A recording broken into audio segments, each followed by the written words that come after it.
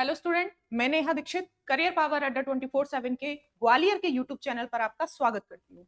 आज का जो हमारा सेशन रहेगा वो हिस्ट्री हमने स्टार्ट की है, यूनिट 18 हिस्ट्री। और जो हमारा पहला टॉपिक है आज जो हम कवर कर रहे हैं वो है हमारा हमारा भारत पर अरब और तुर्क आक्रमण, यानी भारत पर अरबी और तुर्की लोगों के आक्रमण के बारे में आज हम पढ़ेंगे।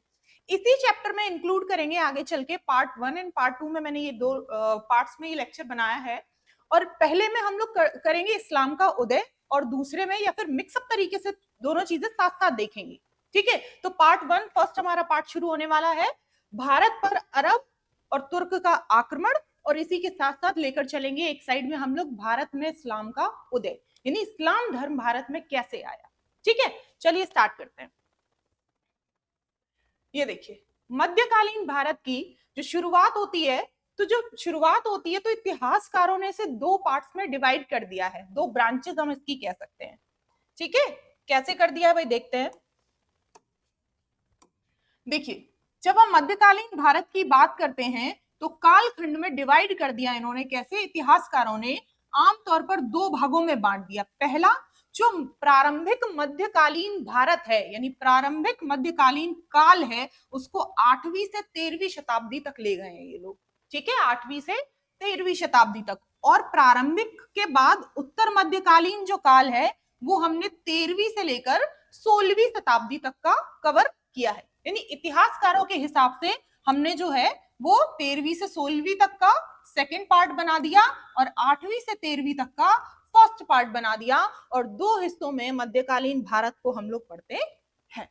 ठीक है, तो साथ साथ दोनों टॉपिक साथ साथ लेकर चलेंगे, दोनों ही पार्ट में, दोनों ही क्लासेस में। इस्लाम का उदय भी साथ साथ करेंगे, और क्या करेंगे, भारत में अरब और तुर्क का आक्रमण भी हम लोग साथ साथ लेकर चलेंगे, क्योंकि दोनों चीजें पैरेलल होती गई हैं। ठीक है, आगे पीछे कुछ नहीं हुआ, दोनों चीजों को पैरेलल लेकर चलेंगे हम लोग। ठीक है, चलिए देखिए, यहाँ पे कुछ चीजें आपको समझ में आ रही होंगी। ये जो हमारा भारत का नक्शा है उस टाइम का है ना, हिंदुस्तान कहेंगे इसे। तो यहाँ पे गुर्जरा और प्रतिहार, ठीक है, और यहाँ पर राष्ट्रकूट, इनका शासन था उस टाइम पे। चलिए देखिए, मध्यकालीन भारत हमारा 500 ईस्वी से लेकर 1661 तक, 1761 तक। देखिए क्या हुआ कि जब हम देखते हैं कि 632 ईस्वी में हजरत मोहम्मद की मृत्यु के उपरांत 6 सालों के अंदर अंदर ही उनके जितने भी उत्तराधिकारी थे, है ना, उनके जितने भी, देखो जब कोई भी राजा या कोई भी सुल्तान या कोई भी ऐसा उत्तराधिकारी जो मरता है, जो गद्दी पर बैठा है, जो वो मरता है तो उसके बहुत सारे उत्तराधिकारी पास में आ जाते हैं। उत्तराधिकारी जब पास में आ जाते हैं तो वो अपने अपने तरीके से काम करना शुरू करते हैं कि मैं यहाँ का जीतूंगा राज्य, में वहां का, है ना। सबका ज्यादातर जो एम रहता है वो यही रहता है कि टेरिटरी को बढ़ाना है। जैसे जो हमारे पुराने राजा थे, जो वो जीत नहीं पाए, क्योंकि जो जीत के चले गए वो टेरिटरी तो हमारी है ही, वो क्षेत्र तो हमारा है ही, लेकिन उसके बाद की जो टेरिटरी हमारी नहीं है, तो जो सबसे अच्छा काम करेगा, वो जो सबसे ज्यादा पावरफुल कहलाएगा, जीतने के बाद ही इंसान पावरफुल बनता है, तो वो जो पावरफुल इंसान है वही दुनिया में अगला उनका उत्तराधिकारी माना जाएगा। इस सोच के साथ सभी क्या करने लगे, उनके उत्तराधिकारी हर जगह पर अपने अपनी जीत का झंडा लहराने लगे। जैसे कि अगर हम सीरिया की बात करें, मिस्र की बात करें, उत्तरी अफ्रीका की बात करें, स्पेन की बात करें, ईरान को भी उन्होंने जीत लिया। ठीक है, सब जगह जीत लिया। अब देखो यहां पर तो हो रही है बात उत्तराधिकारी की, हम जो अभी बात करने वाले हैं वो बात करने वाले हैं किसकी? हजरत मोहम्मद जी की, साहब जी की। हजरत मोहम्मद जी जो साहब जी थे वो हमारे अस्तित्व में आए कैसे, है ना। इस्लाम का उदय तो भाई इन्हीं से हुआ ना, इन्होंने ही सबसे पहले बताया कि भाई अल्लाह एक ही है, मतलब भगवान जो है वो, कुछ लोग क्रिश्चियनिटी फॉलो करते थे, कुछ लोग जोरस्टियन धर्म को मानते थे, तो अलग अलग लोग बहुत सारे अलग अलग चीजों को मानते थे, है ना, अपने अपने धर्म को भी अलग अलग मानते थे भगवान, क्योंकि जब धर्म अलग है तो भगवान भी अलग होंगे, है ना। तो क्या हुआ यहाँ पे कि उन्होंने सबको बताया कि नहीं, सबका भगवान एक ही है, धर्म एक ही है, भगवान एक ही है, और वो कौन सा धर्म है? वो इस्लाम धर्म है, और भगवान कौन से हैं? अल्लाह है, बस सबके भगवान एक ही है। तो यहां से जो कॉन्सेप्ट उठा, इन्होंने जो बताया, ये हमारे कुरैशी कबीले के एक मनुष्य ही थे, ठीक है, प्राणी थे। इन्होंने आगे चल के हमारे इस्लाम का क्या किया? अस्तित्व में लाया कि इस्लाम धर्म है, और इस धर्म को फिर उन्होंने अपने अनुयायियों के जैसे फॉलोअर्स बोलते हैं ना, अनुयायी है ना, उनके साथ मिलकर इस धर्म का प्रचार प्रसार भी किया, प्रचार प्रसार भी किया। और फाइनली फाइनली जब लोगों ने उन्हें अपोज किया कि नहीं भाई देखो, कभी भी कोई नया काम जब इंसान करता है तो हजारों लोग उसे अपोज करने वाले होते हैं कि नहीं ये सही नहीं है, ये तुमसे नहीं हो पाएगा, है ना, ऐसे बोलते हैं ना, ये सही नहीं है और ये तुम करो भी मत, तुम्हारे बस की बात नहीं है। तो वैसे कुछ लोग इनके फेवर में भी नहीं थे, कुछ लोग फॉलोअर थे जो मान रहे थे और कुछ लोग ऐसे भी थे जो इनके फेवर में नहीं थे। तो उन लोगों ने क्या किया, इन लोगों को बहुत ज्यादा भड़काने की कोशिश की कि इनका साथ भाई क्यों दे रहे हो, ये सब गलत है, ऐसा नहीं हो सकता, क्रिश्चियनिटी फॉलो करो और दूसरे धर्मों को फॉलो करो, जोरास्ट्रियन धर्म को फॉलो करो। तो यहाँ पे इन्होंने क्या किया, यहाँ पर मक्का से लेकर मदीना तक की, यहाँ देखिए मक्का से लेकर मदीना तक की इन्होंने 260 मील की यात्रा की। ठीक है, 260 मील की इन्होंने यात्रा की, किसने, हमारे हजरत मोहम्मद जी ने और उनके फॉलोअर्स ने। और वहां पर पूरी यात्रा के दौरान इन्होंने सब लोगों को बताया कि जो अल्लाह है वो एक ही है, जो भगवान है वो एक ही है, और इस्लाम जो धर्म है उसी का ही, उसके लिए ही हमें जीना मरना है, और क्या करना है, उसी को फॉलो करना है, ज्यादा से ज्यादा लोग फॉलो करें, प्रचार प्रसार करें। तो इस तरीके से जब इन्होंने ये यात्रा की और हर जगह उन्होंने बताया कि भाई ऐसे ऐसे ऐसे ऐसे इस धर्म को फॉलो करो, तो फाइनली जाके लोग जो थे वो क्या होने लगे, इनसे इनसे हम एक तरह से अट्रैक्ट होने लगे, और फाइनली लोगों ने एक्सेप्टेंस भी दिखानी शुरू कर दी कि भाई हाँ ठीक है, इस्लाम धर्म को अपनाते हैं। तो इस बीच में उन बहुत सारे लोगों को क्या किया, उन्होंने मोटिवेट किया अपने धर्म के लिए, अट्रैक्ट किया, ये कह सकते हैं। अब यहाँ से देखो, इसके पहले की भी अगर हम कहानी देखते हैं बेटा, तो हमारा जो, देखो यहाँ पे बताती हूँ आप लोगों को,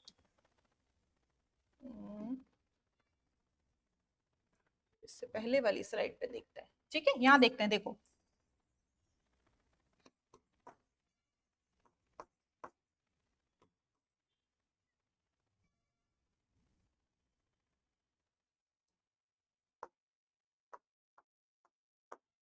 ठीक है, यहाँ पे ये जो लोग थे, अगर हम बात करें अपनी किसकी, पर्शिया ईरानी लोगों की, ईरान की, ठीक है, और दूसरी तरफ था हमारा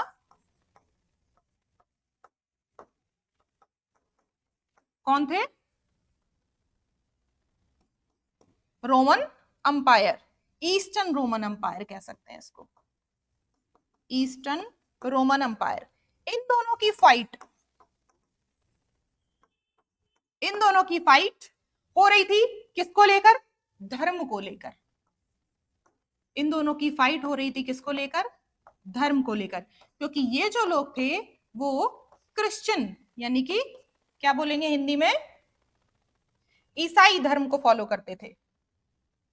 ये जो लोग थे वो ईसाई धर्म को फॉलो करते थे, ठीक है, और ये जो लोग थे ये जोरास्ट्रियन धर्म को फॉलो करते थे, जोरास्ट्रियन। ठीक है, जो पर्शिया ईरानी के जो लोग थे, ये जो थे ये अलग धर्म को फॉलो करते थे, इनका एक धर्म था जोरास्ट्रियन धर्म, उसको फॉलो करते थे। और ये जो ईस्टर्न रोमन एम्पायर के लोग थे ये हमारे ईसाई धर्म को फॉलो करते थे, और इस इनमें ही अलग अलग धर्म की वजह से ही फाइट हो रही थी। ठीक है, फाइट क्यों हो रही थी, क्योंकि देखो अगर धर्म अलग है तो भगवान भी अलग होंगे, और अगर भगवान अलग हैं किसी के तो उनकी संस्कृति अलग होगी, उनकी जो एक तरह से ये कह सकते हैं उनके तौर तरीके, उनकी संस्कृति, सब कुछ चेंज होगा। अगर आपका धर्म अलग है तो आपके तौर तरीके, आपकी संस्कृति, आपकी भाषा, आपकी बोलचाल, आपके रहने सहने का तरीका, सब कुछ चेंज होता है ना। देखा है ना, जैसे कोई इस्लाम धर्म फॉलो करता है तो वो अपने अलग फेस्टिवल मनाएगा, है ना, अगर कोई हिंदू धर्म फॉलो करता है तो वो अलग फेस्टिवल मनाएगा, उनका अगर पहनने ओढ़ने की बात की जाए वो भी अलग होता है, अगर वेशभूषा की बात की जाए, भाषा भी, है ना, ज्यादातर जो इस्लाम वाले लोग हैं वो उर्दू का इस्तेमाल करते हैं, हम लोग ज्यादातर संस्कृत और हिंदी का इस्तेमाल करते हैं। तो जब धर्म अलग हो जाते हैं तो बहुत सारी चीजें और भी बदल जाती हैं, है ना। भगवान तो बदलेंगे ही बदलेंगे कि यहाँ अल्लाह है वहां हमारे ब्रह्मा विष्णु महेश है, अलग भगवान है। तो भगवान तो बदले ही बदले, लेकिन उनके साथ में हमारी संस्कृति भी बदल गई, हमारा कल्चर भी बदल गया, और प्लस में लैंग्वेज भी बदल गई, हमारी भाषा भी बदल गई। तो जब दो लोगों के बीच में, दो अंपायर के बीच में, ये भी अंपायर है वो भी अंपायर है, जब दो अंपायर के बीच में कोई भी फाइट होगी तो उसके रीजंस अलग अलग हो सकते हैं, चाहे वो भाषा हो चाहे वो धर्म हो, और यहाँ पर तो सारी ही चीजें थी। ठीक है, तो अब देखो टकराव तो ऑब्वियस है कि जब दो लोग अलग अलग संस्कृति अलग अलग भाषा के, तो टकराव तो हो गई होगा, फाइट तो होगी होगी, 100% चांसेस है ना, 100% चांसेस है। तो क्या हो रहा था कि इस फाइट की वजह से, इस फाइट की वजह से जो हमारे मोहम्मद जी थे, हजरत मोहम्मद जी थे, वो जिस कबीले से संपर्क रखते थे, वो जिस कबीले से संपर्क रखते थे, वो ट्रेडिंग का काम करते थे। बच्चा, क्या काम करते थे वो लोग ट्रेडर्स थे, ट्रेडिंग का काम करते थे। कौन से लोग की बात कर रही हूं मैं?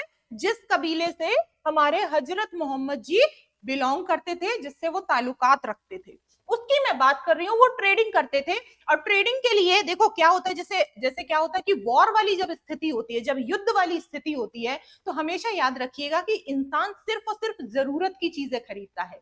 जब वॉर वाली कंडीशन होती है, जब युद्ध होता है, तो सिर्फ और सिर्फ, जैसे कोरोना के टाइम पे आप सब लोगों को याद हो, तो कोरोना के टाइम पे क्या हुआ था, कोविड के टाइम पे, कि लोगों ने जो जरूरत की चीजें थी वो होल्ड करके रखना शुरू कर दी, है ना। लग्जूरियस चीजें हटा दो, उन्होंने नहीं सोचा कि हमें महंगा सोफा खरीदना है, हमें महंगे गद्दे खरीदने, या हमें महंगी कोई चीज ज्वेलरी खरीदने। सब लोग किस पे आ गए? जो नीड की चीजें हैं, जैसे कि खाना सब्जी, है ना, ये सब चीजें कि जो नीड की चीजें हैं वो खरीद लेते हैं, और बाकी चीजें तो बाद की बात है ना। तो आवश्यकता के अनुसार चीजें खरीदी गई। ट्रेड जो था वो उन चीजों का हुआ जो चीजें बहुत ही नेसेसरी थी, उन चीजों का नहीं हुआ जो कि लोग अक्सर खरीदते थे। तो ट्रेडिंग का जो ग्राफ था वो नीचे गया कोरोना के टाइम पे, कोविड के टाइम पे, है ना। तो वैसे ही किसी भी जगह जब वॉर होता है तो हमेशा जो ट्रेडर्स होते हैं उनको हमेशा नुकसान ही होता है, क्योंकि ट्रेडिंग का ग्राफ जो है वो नीचे जाता ही जाता है।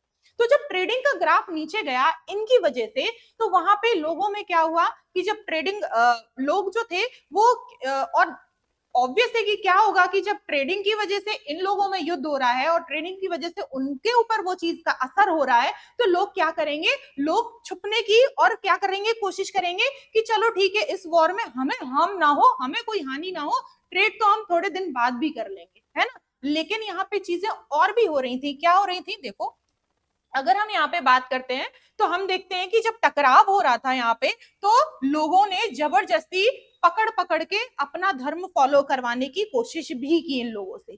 ठीक है, तो वहां पे क्या हुआ कि उसी बीच में हमारे हजरत मोहम्मद जी का जन्म हुआ, और इन्होंने ही सबसे पहले इस्लाम का नाम लिया। ठीक है, इन्होंने बताया कि किसी का कोई अलग भगवान नहीं है, इन्होंने अपने आप को पावर में लाया और उन्होंने कहा कि ठीक है हटाओ। ये कबीला जो था वो उस टाइम पे पावर में आया, और इन्होंने इस्लाम को ही पूरे को हमारा एक धर्म का नाम दिया, और लोगों से कहा सिर्फ भगवान एक है जिनका नाम है अल्लाह। तो इस तरीके से इस्लाम का उदय हुआ, यानी कि इस्लाम जो है अस्तित्व में आया, वर्चस्व में आया, और किया किसने? ये हमारे हजरत मोहम्मद साहब जी ने।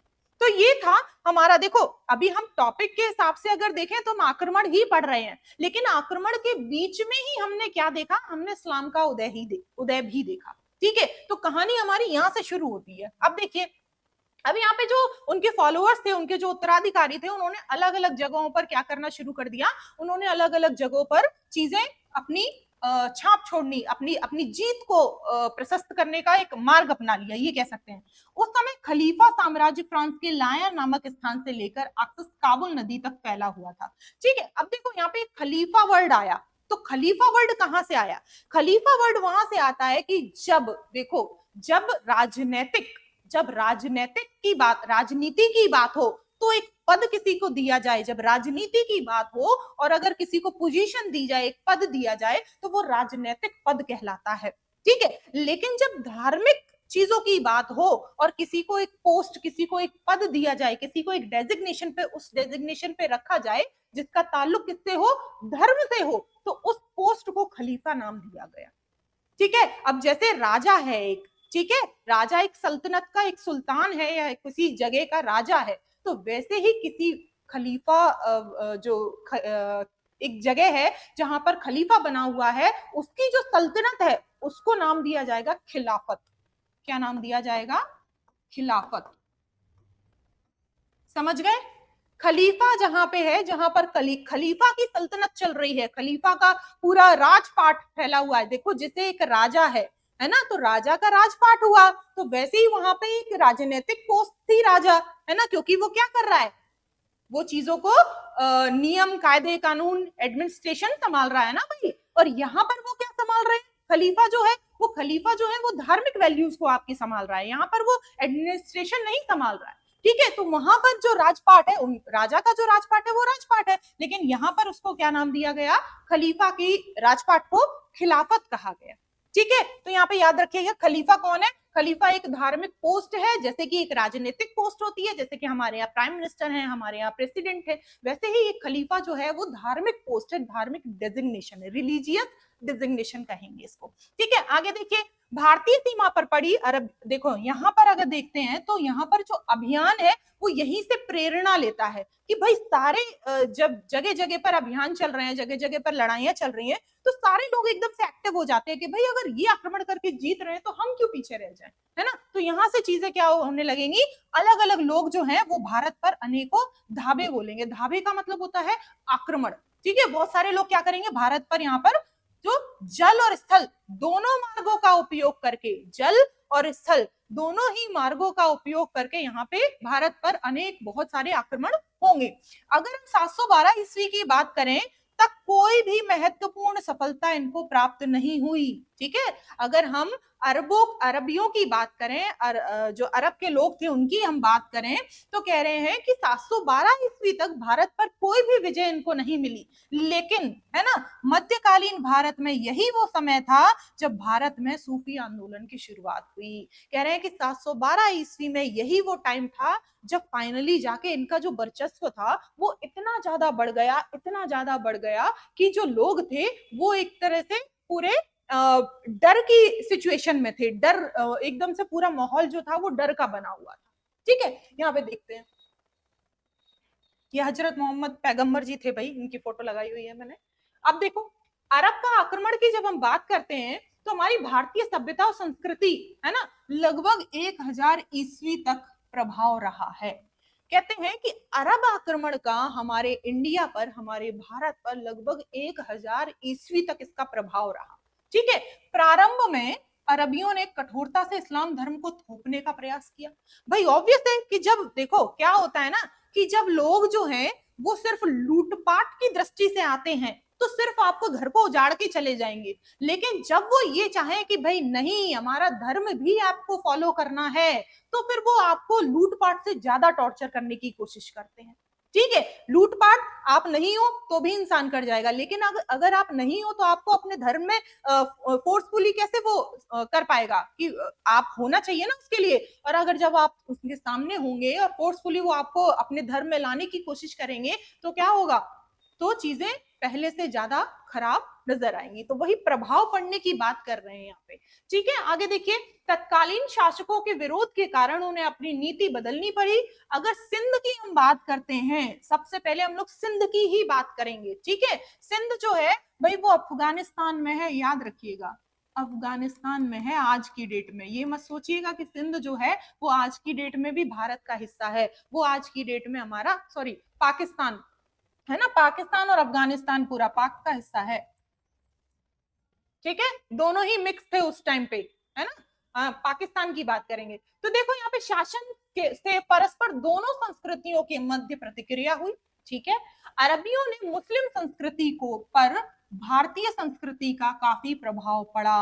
कह रहे हैं कि उनकी मुस्लिम जो संस्कृति थी वो जो लेकर आए थे अपनी संस्कृति, उसका भारतीय संस्कृति पर दोनों ही मिक्स हो गई। क्योंकि यहाँ के लोग पहले क्या कर रहे थे, हिंदू शाही राजा थे। जब ये लोगों का आक्रमण हुआ तो यहाँ पे कौन था, हिंदू शाही राजा थे। और हिंदू शाही राजा थे तो वो क्या अपनी संस्कृति, भारतीय संस्कृति को फॉलो कर रहे थे, हिंदू संस्कृति को फॉलो कर रहे थे, है ना। लेकिन जब ये लोग आए, अरब के जो लोग आए, उन्होंने मुस्लिम संस्कृति को फॉलो करना शुरू कर दिया।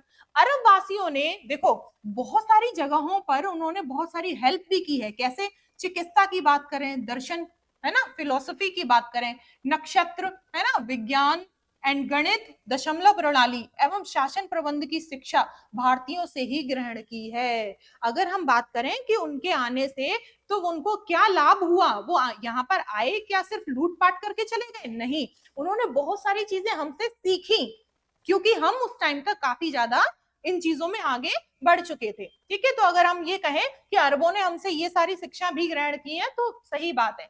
चरक संहिता की जब बात आती है तो वो पंचतंत्र ग्रंथों का अरबी भाषा में अनुवाद किया गया। कहते हैं कि जब चरक संहिता की बात आती है तो और एवं पंचतंत्र ग्रंथ, ये दोनों ग्रंथ है हमारे, ठीक है, उनका जो अनुवाद है वो अरबी भाषा में भी किया गया। बगदाद के खलीफा ने, देखो अभी मैंने बताया था कि अलग अलग जगह पे अलग अलग खलीफा होते हैं, तो बगदाद एक जगह है, वहां के खलीफा थे अल हजीजी। क्या नाम था? अल हजीजी। ठीक है, बगदाद के खलीफा, उनकी बात हो रही है। कह रहे हैं कि भारतीय विद्वानों को संरक्षण प्रदान किया उन्होंने। तो भारतीय विद्वानों को क्या प्रदान किया उन्होंने? संरक्षण प्रदान किया। खलीफा मंसूर के समय में अरब विद्वानों ने अपने भारत ब्रह्मगुप्त द्वारा रचित ब्रह्म सिद्धांत एवं खंडन खाद को लेकर बगदाद गए, है ना। देख लो, बगदाद भी गए वो अरब जो विद्वान थे, बहुत सारे यहाँ से अपने साथ लेकर बहुत सारी चीजें भी गए, है ना। अल फाजली ने भारतीय विद्वानों के सहयोग से इन ग्रंथों का अरबी भाषा में भी जो था वो अनुवाद किया, या फिर कह सकते हैं बनाया। ठीक है, भारतीय संपर्क से अरब सबसे अधिक खगोल शास्त्र के क्षेत्र में प्रभावित हुए। अगर हम देखें कि सबसे ज्यादा उनको क्या लुभाया भारत में, यहाँ पर नॉलेज के हिसाब से अगर हम देखें तो यहाँ पे जो अरबी भाषा है ना संपर्क से सबसे अधिक खगोल शास्त्र, ठीक है, खगोल शास्त्र में सबसे ज्यादा इंटरेस्ट हुआ उनको, क्षेत्र से प्रभावित हुए। भारतीय खगोल शास्त्र के आधार पर अरबों ने इस विषय पर अनेक पुस्तकों की रचना भी की। ठीक है, जिसमें से सबसे प्रमुख अल फाजली की किताब उल जिज है। ठीक है, अल फाजली एक हमारे क्या कह सकते हैं, राइटर कह सकते हैं, ठीक है, इतिहासकारी हैं। तो वो इनके साथ यहाँ पे आए थे कि क्या होता है कि जब लुटेरे आते हैं या जब कोई राजपाट क्षेत्र को टेरिटरी को हमारी हथियाने के लिए जब लोग आते हैं या लूटने के लिए लोग आते हैं तो कुछ लोग उनके साथ भी होते हैं, है ना। अब जरूरी नहीं है कि वो भी लूटने ही आए हो, कुछ लोग साथ में थे, वो यहाँ रुक गए और रुकने के बाद उन्होंने यहाँ की चीजों को जब देखा तो बहुत सारी चीजें उनको उनके काम की लगी कि इसके अलावा हम लोग यहाँ से ये भी ले जा सकते हैं, ये भी का मतलब ज्ञान भी ले जा सकते हैं, क्योंकि उस टाइम तक हम लोग काफी ज्यादा तरक्की हर क्षेत्र में कर चुके थे। इसीलिए उन्होंने सोचा अरब लोग के लोगों ने कि क्या हम इनसे थोड़ी बहुत नॉलेज भी ले सकते हैं। तो बहुत सारी चीजों का उन्होंने क्या किया, अपनी भाषा में अनुवाद किया और अपने तरफ ले गए। ठीक है, क्योंकि वहां के लोग संस्कृत तो जानते नहीं थे, है ना, अरबी पढ़ते थे वो, तो यहाँ के अपने भाषा में अनुवाद करके वहां पे ले गए। अब देखो, ये तो था अरब का, हमारा अरब की चीजें थी। ठीक है, अब हम जो पढ़ेंगे वो हम पढ़ेंगे तुर्की, टर्किश। ठीक है, टर्किश इन्वेजन, यानी कि तुर्की, भारत में तुर्की आक्रमण। ठीक है, तुर्की आक्रमण पढ़ेंगे। तो देखो यहाँ पे तीन नाम मिलते हैं भाई, तीन नाम मिलते हैं। पहला नाम मिलता है अलख्तगीन का, दूसरा नाम मिलता है सुबुक्तगीन का, और तीसरा नाम मिलता है महमूद गजनबी का। तो एक एक करके हम लोग तीनों को पढ़ते हैं। देखिए, भारत में अगर हम तुर्की आक्रमण की बात करें तो सबसे पहला नाम अलख्तगीन का मिलता है। ठीक है, देखो क्या है कि जब अरबों के बाद तुर्कों ने भारत पर आक्रमण किया, है ना, तो तुर्क जो थे वो चीन की उत्तरी पश्चिमी सीमा से आए थे, है ना। चीन की उत्तरी पश्चिमी सीमा पर निवास करने वाली वहां की एक बर्बर प्रजाति थी। देखो, बर्बर प्रजाति। पूछा जाता है आपको कि जो तुर्क भारत पर आए थे वो कौन सी प्रजाति से बिलोंग करते थे, तो आपका आंसर होगा कि मैम बर्बर प्रजाति के लोग थे, और वो कौन सी सीमा से पार होकर आए थे और कौन सी सीमा पर रहने वाले, निवास करने वाले लोग थे, तो आप कह सकते हैं कि वो कौन सी सीमा पर रहने वाले लोग थे, चीन की उत्तरी पश्चिमी सीमा पर रहने वाले लोग थे। ठीक है, आगे देखिए, उनका उद्देश्य एक विशाल मुस्लिम साम्राज्य स्थापित करना था। ठीक है, उनका जो उद्देश्य था वो विशाल मुस्लिम साम्राज्य स्थापित करना था। अब देखो क्या है, यहाँ पे एक चीज और पूछी जाती है कि अगर हम प्रॉपर इस्लाम की बात करते हैं, इस्लामिक लोगों की बात करते हैं, प्रॉपर एक मुस्लिम उसकी बात करते हैं धर्म की, तो जो मुसलमान जो इस्लाम था वो हमारे अरबी वाले ही असली मुसलमान माने गए, अरब के जो लोग थे वो असली मुसलमान माने गए। ठीक है, अब देखो यहाँ के जो लोग थे, यहाँ के जो लोग थे, अगर हम तुर्क की बात करते हैं, टर्किश लोगों की बात करते हैं, तो इनको कन्वर्टेड मुसलमान कहा गया है, क्योंकि इन्होंने बाद में इस चीज को एक्सेप्ट किया है, इस धर्म को बाद में एक्सेप्ट किया है।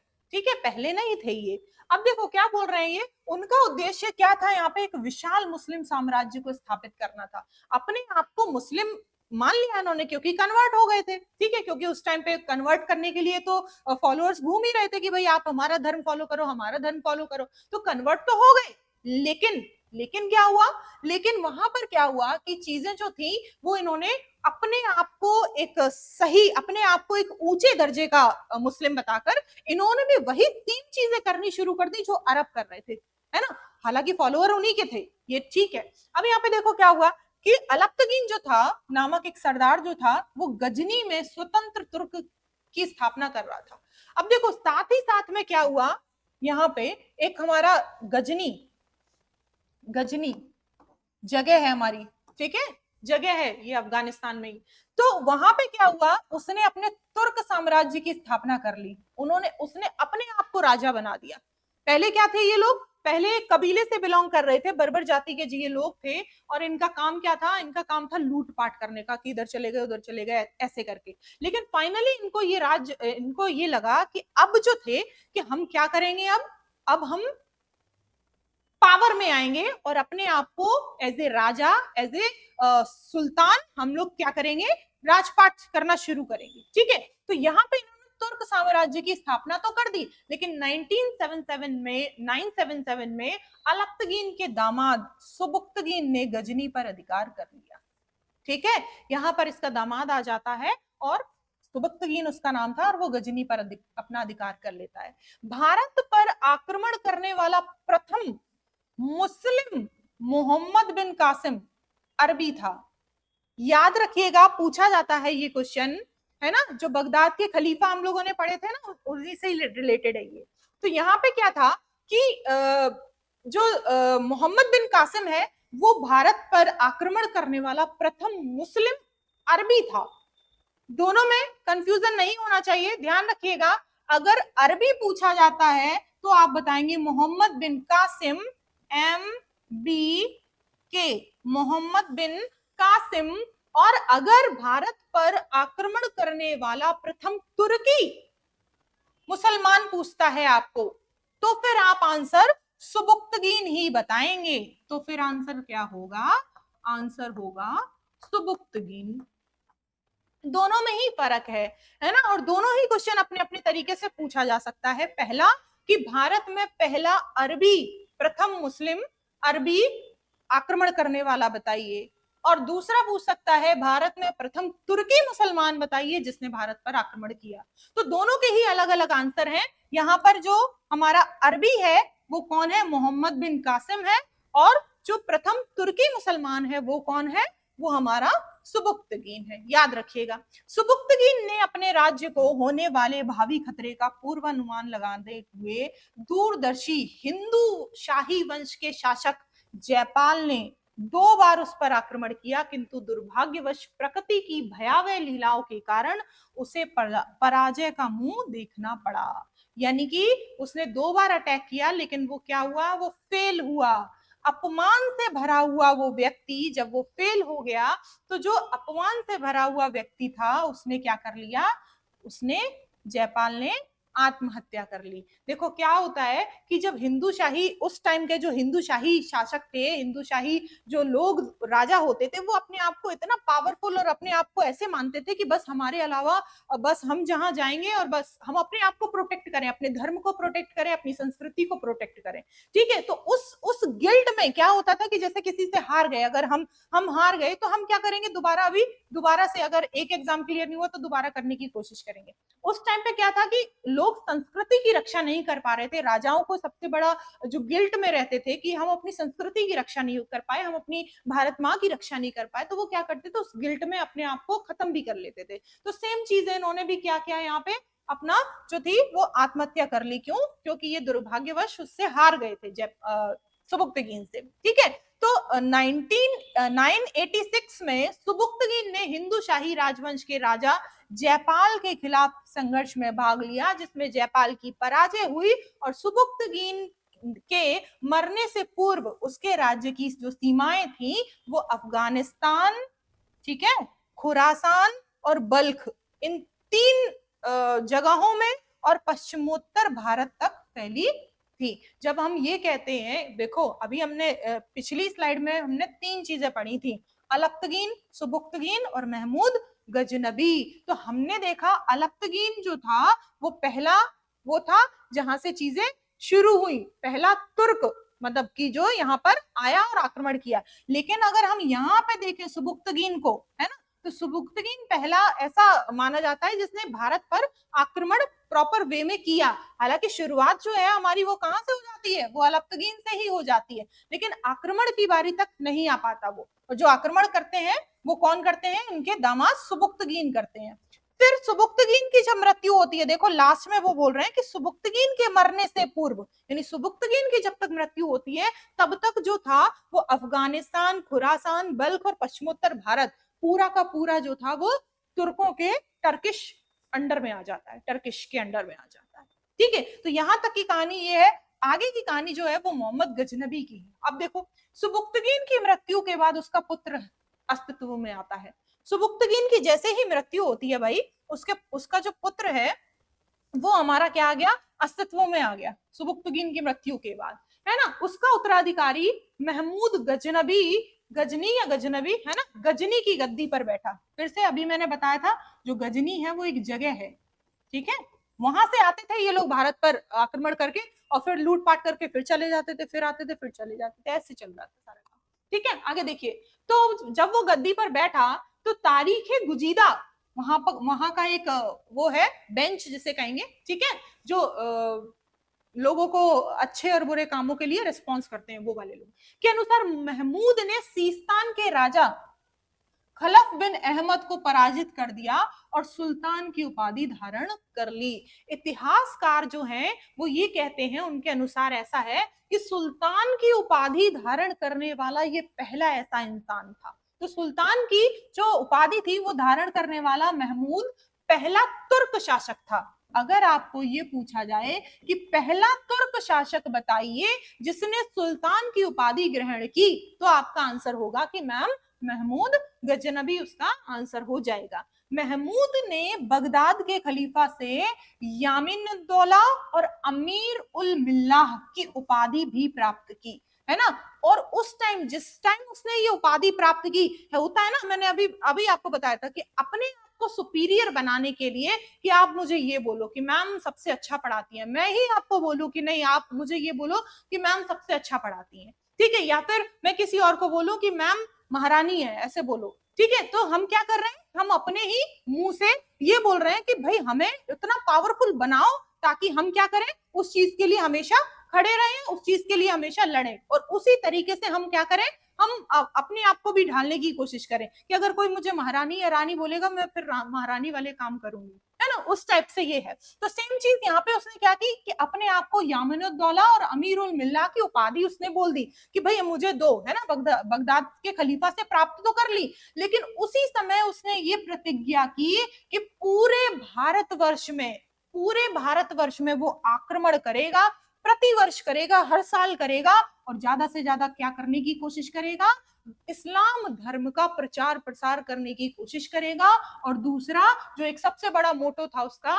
कि वो ज्यादा से ज्यादा धन एकत्र करके लूटपाट करके कहां पे ले आएगा, वो अपने राज्य में ले आएगा, ठीक है, यानी अपने राज्य को पूरा सर्वगुण संपन्न कह सकते हैं या पूरी तरीके से धन धान से पूर्ण बनाने के लिए वो क्या करेगा, उसने ये कसम खाई, उसने ये प्रतिज्ञा ली कि इस्लाम धर्म के प्रचार प्रसार तो मैं करूंगा ही करूंगा, लेकिन उसके साथ साथ क्या, धन प्राप्ति के उद्देश्य से भी भारत पर बहुत सारे आक्रमण करूंगा, प्रतिवर्ष करूंगा, है ना। तो जब तक वो जिया, जब तक वो जिंदा रहा, यानी कि 1001 से लेकर 1026 तक आप देखोगे, 27 तक मान लो, है ना, फाइनली 27 तक मान लो, किसी किसी जगह पे 1026, किसी किसी जगह 1027 भी मिलता है, ठीक है, क्योंकि 26 और 27 में ही उसका लास्ट जो था वो था। तो कहते हैं कि 17 बार आक्रमण किया, कितनी बार, 17 बार आक्रमण किया इस पे, ठीक है। अब 17 बार आक्रमण करने के लिए तो वहां पर एक एक और हमारे वो है इतिहासकार, उनके अनुसार ये बताया गया है कि हमने जो अपने भारतीय आक्रमणों के समय महमूद ने जिहाद का नारा भी दिया था, है ना, अपने धर्म को लेकर भी कुछ नारे दिए थे। तो साथ ही साथ अपना अपना जो नाम है वो बुत शिकन रखा। अब देखो अपने आप ही अपने अपनी चीजों को सुपीरियर, अपने आप को सुपीरियर दिखाने के लिए अपने आप ही चीजें कर रहा है कि मुझे ये बोलो, मेरा नाम ये है, मैंने अपना नाम ये रख लिया है, आज से अब ऐसा होगा, है ना। तो बुत शिकन का मतलब क्या होता है आपको पता है? बुत शिकन का मतलब होता है मूर्ति भंजक, ठीक है, मूर्ति भंजक। अब मूर्ति भंजक क्या होता है भाई? मूर्ति भंजक होते हैं वो लोग जो हमारे भगवानों की मूर्तियों को डिस्ट्रॉय करते थे। उन्हें क्या करते थे? उन्हें डिस्ट्रॉय करते थे। उन्हें, जैसे अगर हम सोमनाथ, इसका जो सबसे फेमस अभियान माना गया है वो सोमनाथ की लूट माना गया है। तो जब हम सोमनाथ की बात करते तो वहां का जो शिवलिंग था, वहां शंकर जी की जो मूर्ति थी, उसने इसको क्या कर दिया था? ध्वस्त कर दिया था। और वहां का पूरा मतलब एक तरह से धन धान जो भी था वो सब का सब उसने लूट कर ले गया था। ठीक है, तो यहीं पर मिलते हैं। देखो उन्होंने कहा कि बुत शिकन रखा, अब अपना ही नाम, क्योंकि इसने मूर्ति तोड़ दी तो अपने अपने आप को ही बोल दिया कि आज से मैं मूर्ति भंजक हूं, मैंने मूर्तियां तोड़ी हैं। ठीक है, तो बुत शिकन इसने अपना नाम रखा। हालांकि इतिहासकार महमूद गजनबी को मुस्लिम इतिहास में प्रथम सुल्तान मानते हैं, लेकिन सिक्कों पर उसकी उपाधि केवल अमीर महमूद की मिलती है ना। सिक्के भी इसने बनाए भाई, सिक्के, लेकिन उस पर इनकी उपाधि क्या मिलती है? सिर्फ देखो अमीर, अमीर नाम की मिलती है, अमीर महमूद। उस पर ये नहीं मिलता कि ये कौन थे, है ना। उस पर इनके सिक्कों पर सिर्फ इतना मिलता है, इनकी जो उपाधि थी वो अमीर महमूद की थी।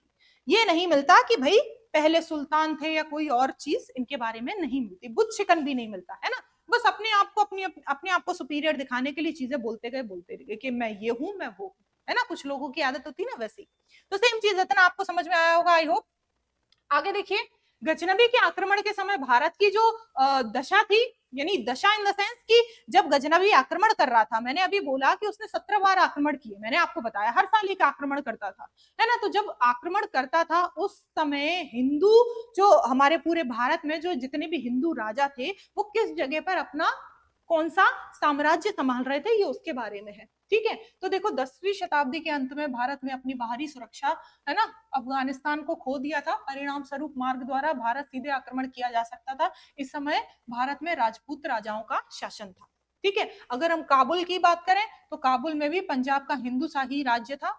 ठीक है, अगर हम मुल्तान की बात करें तो मुल्तान में भी आप देखेंगे तो हिंदू शाही राज्य के दक्षिण में स्थित था। यह शासक का करमाथी, यहाँ का शासक करमाथी शिया मुसलमानों के हाथ में था। ठीक है, महमूद गजनबी के आक्रमण के समय यहाँ का शासक फतेह दाऊद था। अगर हम मुल्तान की बात करें तो मुल्तान में भी फतेह दाऊद का उस टाइम पे शासक था। फिर सिंध की हम बात करते हैं तो भाई सिंध को तो सबसे पहले अटैक किया था, मैंने आपको बताया था कि सिंध के जो राजा थे दाहिर, उन पर सबसे पहला अटैक ही किया था हमारे अरबों ने, अरब आक्रमण में। ठीक है, तो यहाँ पे अरबों के आक्रमण के समय सिंध पर उनका आधिपत्य था, मैंने बताया था आपको, जीत गया था वो, है ना।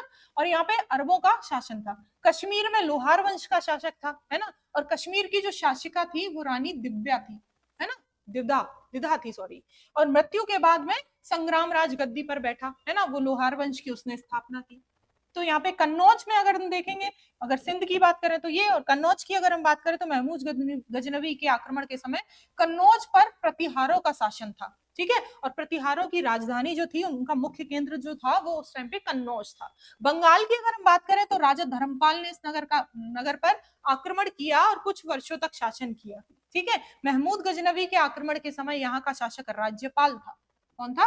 राजपाल था। उसकी राजधानी भी हमारी कन्नौज को स्थानांतरित किया था। कहते हैं कि उसने राजधानी कन्नौज को बारी बारी से स्थानांतरित किया, कि कभी कुछ बनाया, कभी कुछ बनाया, कभी कोई सी जगह बनाई। ठीक है, ऐसे करके बंगाल का पालवंश, अगर हम पालवंश की स्थापना की बात करें तो गोपाल ने की थी 750 ईस्वी में।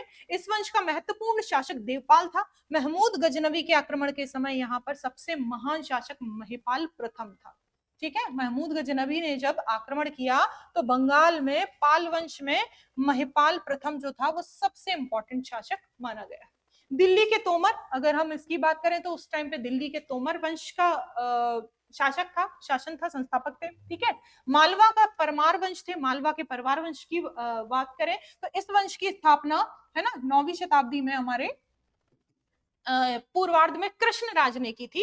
इस वंश का सबसे महत्वपूर्ण शासक राजा भोज था। यहाँ महमूद गजनबी के समकालीन शासक सिंधु राज था, ठीक है। पूछा जाता है कि मालवा में परमार वंश के कौन सा शासक जो था, परमार वंश का कौन सा शासक जो था वो गजनबी के समकालीन था। समकालीन इन द सेंस कि जो एज आपने जी है वही एज किसी दूसरी जगह पर सेम उसने जी है। जैसे आप 2015 में पैदा हुए और 2025 में मर गए, तो जो एज आपकी 2015 से 25 तक की थी वही दूसरी जगह पर किसी और दूसरे इंसान की थी, तो वो आपके समकालीन माना जाएगा, ठीक है। तो ऐसे था। गुजरात का चालुक्य वंश, गुजरात के अगर चालुक्य वंश की बात करेंगे तो महमूद गजनबी के आक्रमण के समय गुजरात पर चालुक्यों का ही शासन था। इस काल में चालुक्य वंश के 4 शासक हुए जो कि बहुत फेमस थे। चामुंड राज थे, है ना, वल्लभ राज थे, दुर्लभ राज थे और सबसे ज्यादा इंपॉर्टेंट भीम प्रथम थे, ठीक है। भीम प्रथम क्यों इंपॉर्टेंट है